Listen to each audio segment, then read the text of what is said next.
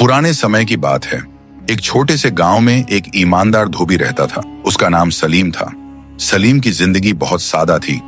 एक पुरानी झोंपड़ी, एक पुराना घाट और अल्लाह पर बेपनाह यकीन। हर सुबह वह सूरज निकलने से पहले उठता, बिस्मिल्लाह पढ़कर घाट की ओर जाता और सारा दिन दूसरों के कपड़े धोता। लोग उसकी सच्चाई के कायल थे।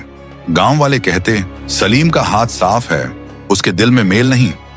लेकिन वक्त हमेशा एक सा नहीं रहता। एक दिन बादशाह के खास नौकर कुछ कपड़े लेकर आए। उन्होंने कहा, ये कपड़े शाही महल के हैं, कल सुबह दरबार में बादशाह इन्हें पहनेगा। ध्यान रखना, अगर एक भी दाग रह गया तो तुम्हारी जान चली जाएगी। सलीम के चेहरे पर एक पल को डर छा गया, मगर तुरंत दिल में बोला, अल्लाह बड़ा है, मेरी नीयत साफ है, जो होगा वह बेहतर होगा। रात भर उसने जाग कर कपड़े धोए। नदी का पानी ठंडा था, लेकिन उसके ईमान की गर्मी ज्यादा थी।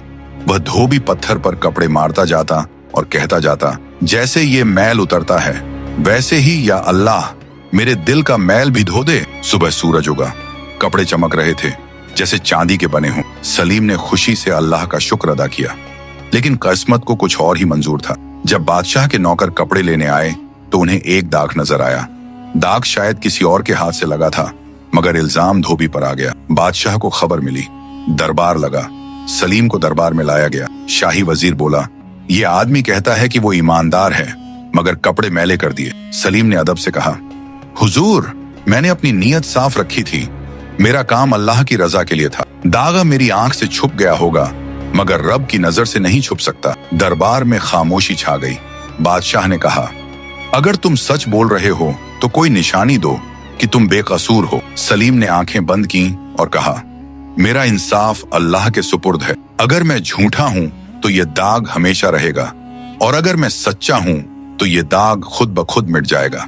दरबार में सबकी निगाहें उस कपड़े पर टिक गईं। कुछ पल बाद सबके हैरान चेहरों के सामने दागा गायब हो गया। पूरा दरबार सुब्हान अल्लाह पुकार उठा।